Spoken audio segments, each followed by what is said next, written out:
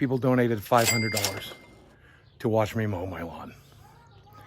It's a stupid thing to do. I have somebody who likes to do it for me. It's kind of risky for my health because high blood pressure. At least it's a cool day, right? It'll be all right. And I do plenty. Who cares? I don't care that you're disabled. I do everything that I can do that my body will let me do, man. Maybe you wouldn't be disabled if you actually did. There you go, little cow. I'm gonna let my roommate get the weed whacker out and edge it. I mowed it. And there's proof that I can do it. It's just absolutely unnecessary. Doesn't have asthma, isn't allergic to grass, isn't allergic to trees, isn't allergic to pollen, and isn't allergic to bee stings. That reminds me, I gotta get an EpiPen. I legitimately think that there might not be anybody as embarrassing as Boogie at this point in life. If you're at the fucking point in life that mowing your lawn and getting paid to mow your lawn and still bitching and complaining, it's just like, it's so fucking over, dude. We got Larry Headass from the Three Stooges over here fucking having heart palpitations, leaning up against the fence to mow the lawn. That first clip when he starts checking his fucking heart rate, he had walked back and forth across the yard twice. Holy shit, dude. It is just, it's so embarrassing. Like, every once in a while, I'll see people talk about, oh, you know, you're going so hard on Boogie. It's like, shouldn't we be cheering for him to, like, change his life around? And I'm finally over the hump. I'm finally past it, and you're gonna see in this video, if you thought I was annoyed in my previous Boogie video, this might be worse. There's a chance. I might be just apathetic and have given up at this point in terms of yelling into the void, but Boogie is a really irredeemable piece of shit. And the reason why I dislike him so much more than a lot of the other people I cover is because he consciously knows what he's doing is wrong, and he continues to do it in order to make people like me angry, right? In order to make himself feel like he's the victim so he can cry and complain. Now, everybody on the Locale podcast have skin thinner than tissue paper. They're blocking people left and right, including myself. They're privating their accounts. You can't even fucking criticize these clowns anymore. It's ruining the entire premise of what this show should have been. And we're gonna go over it. Boogie basically has a complete and total meltdown with Tommy on the live, and it is embarrassing and funny and hypocritical. It's everything that we've ever wanted from a Boogie rage out all in one. So let's get into it. She's a 21-year-old. Right? That's and just so beyond stupid. I went there to play that up to some degree, right? Like, hey, here's what a real is. Here's what a real does, right? Not after a 21-year-old. And then, of course, I got there and I was given ideas and suggested lines and stuff like that. And we did 2 bits. We did a bit in front of the fireplace, which is an obvious sketch. Anyone with a brain will watch that and see that it's an obvious sketch. Okay. Maybe not, because, again, they thought we were eating 40 hamburgers, right? It depends on how it's edited, to be perfectly honest. But I trust Mike not to edit it to the worst possible way. You need to date an adult. I'm all about you dating an adult. Date a f***ing adult. Here's how to date an adult. You should date an adult. I must have said date an adult 150 times. And that's the sketch that we filmed. And then I'm like, look, man, you got to focus on adults. Like, obviously, I like a younger adult too. You like a younger adult, but they have to. So Boogie absolutely fucking botches this interview that EDP was supposed to be. There were DMs that I've seen from Mike that says this part of the documentary with Boogie in it might not even come into the final documentary. And here's what I'll say. I don't even really like Mike giving EDP a platform. I don't like it. I don't understand it. It doesn't make a lot of sense. I doubly don't understand why the fuck Boogie would agree to not only be in the documentary, but show up and interact with EDP. And then he's doing these skits where he's like, cheers, we've both been down the same road, haha. Like, people are gonna totally understand that. And then he's gonna talk about his 21-year-old girlfriend and tell him to date adults. It's coming off kind of hypocritical there, Boogie. And obviously, I bring up this clip because this is what's gonna start the fucking snowball, the fucking Temple of Doom boulder chasing you down the fucking avenue. This very instance. And also, I just want to throw this out there as well, because Boogie, he is hoping and praying that Mike Clum will show him in a positive light in this editing. Even though Boogie, I know you like to, murk up some of the facts and stuff that you said in the past, but weren't you the one saying that Mike Clum faked basically 90% of the information in your documentary? It was just entertainment. That's what you say. Yet you're gonna trust this guy to portray you in a positive light with an actual pedophile. An actual one. In person, you and him palling around doing skits together. You're gonna trust him. And I'm supposed to think that you're not an absolute moron. Okay. Okay, I'm just missing the boat on that one, I guess. Did you not bring her up? Did you not? Who gives a shit? That's semantics. That's semantics. Why don't you leave her name the fuck out of her mouth? Why don't you leave her name the fuck out of your mouth? Why don't you leave her name the fuck out of your mouth? Why don't you leave her name the fuck out of your mouth? Why don't you leave her name the fuck out of your mouth? Why do you leave? Yes. Whenever I get you, you do this. You ain't got shit. Whenever I got you got semantics. You got semantics. Why don't you just leave her name the fuck out of your mouth? Why don't you just leave her name the fuck out of your mouth? You presented it as I was all going out of my way to nail her, and that's just simply not true. And why was she brought up? Who brought her up? Who brought her up? Who brought her up? A word to make it seem like it worse than it was. Who brought her up? I got you. Who brought her up? Who brought her up? Who brought her up? Who brought her up? I think this is a bad look if you're this passionate about this. Bad luck, Boogie. Bad luck. It's a bad look. You're just trying to help you out. Listen to me, motherfucker. Listen to me. Give me 30 fucking seconds. Give me 30 fucking seconds. I'm the one. Listen to me, motherfucker. I'm the one who's had the. Listen to me, motherfucker. Go ahead and laugh.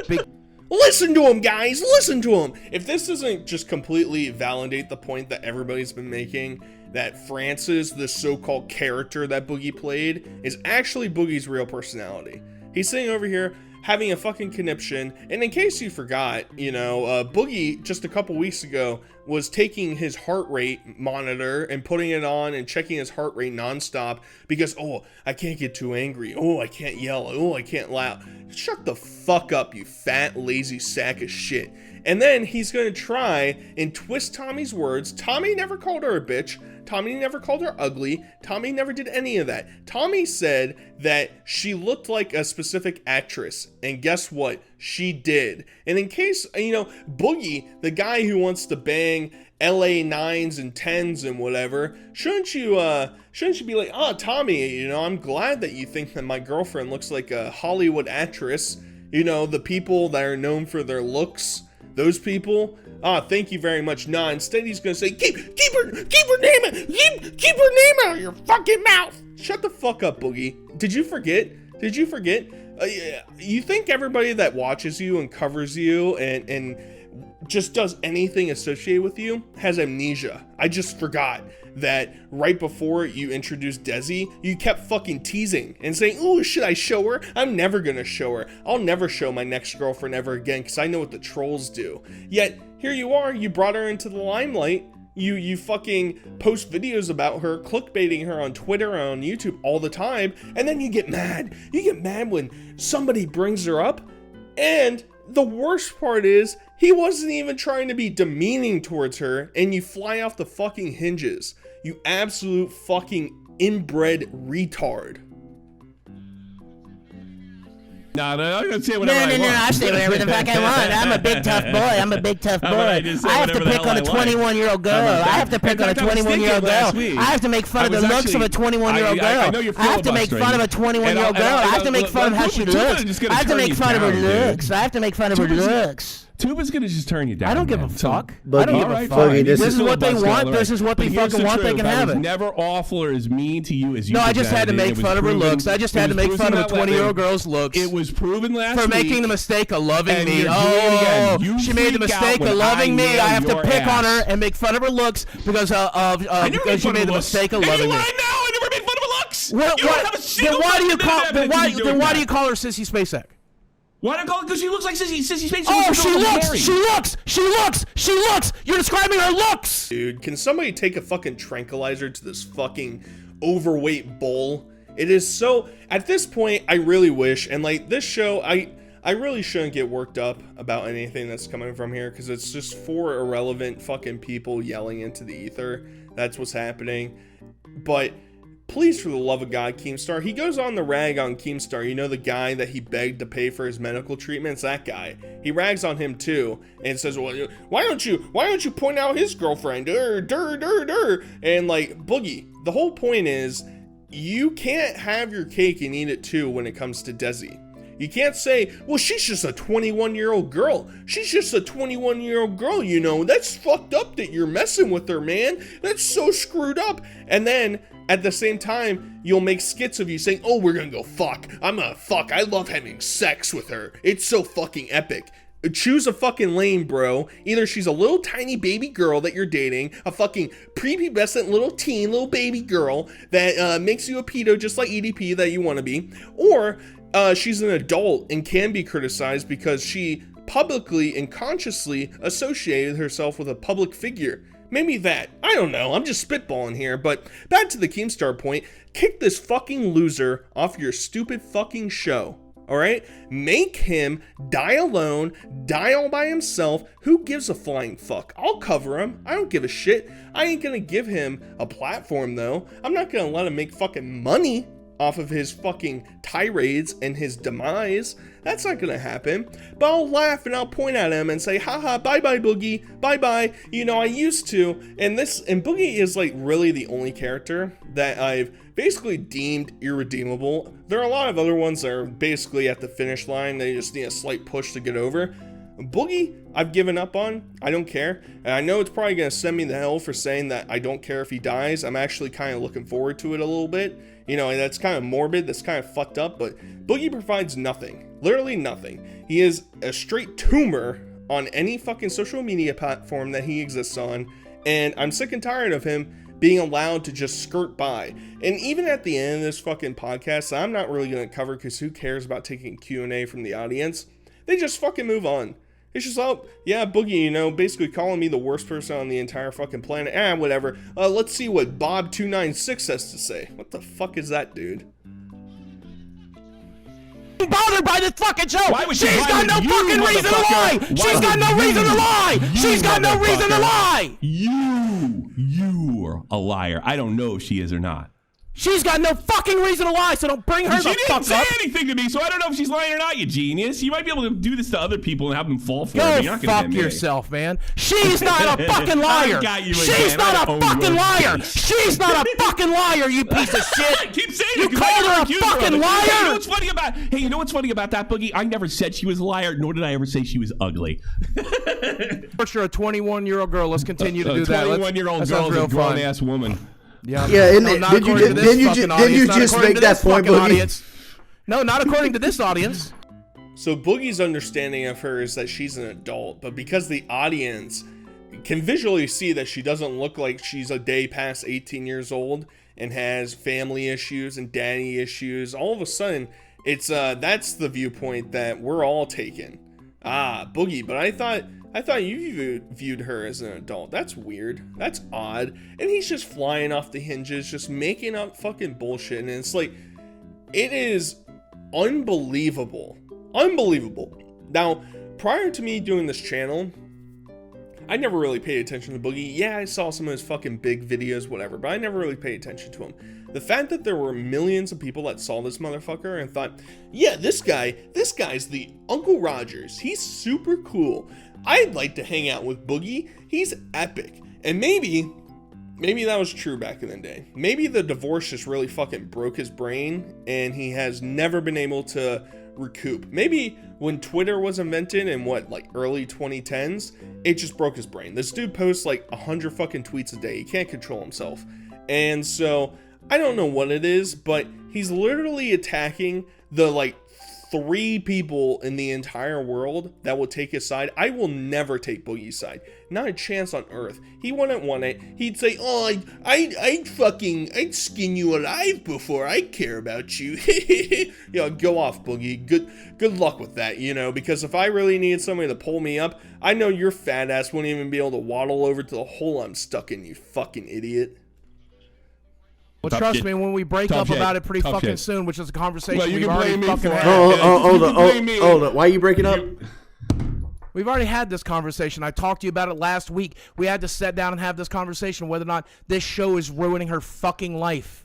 What's ruining it about? Because her parents seem to think it does.